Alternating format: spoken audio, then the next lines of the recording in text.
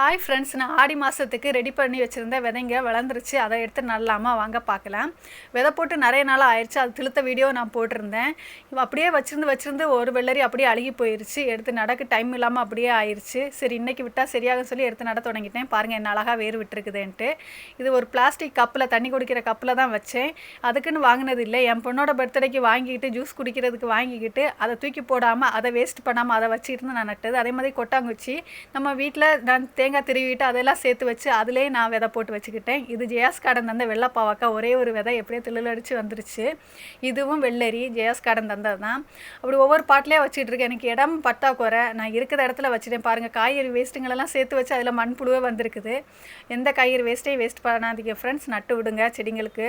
அதே மாதிரி இது வெண்டைக்காய் செடி நட்டு விட்டுருக்கேன். இது சீனி அவரைக்காய், கொத்தவரங்கான்னு சொல்லுவாங்க பாருங்கள். அவ்வளோதான். அவ்வளோத்தையும் நட்டு முடிச்சுட்டேன். இனி எப்படி வளருதுன்னு பார்க்கலாம். இந்த வீடியோ பிடிச்சி லைக் பண்ணுங்கள்.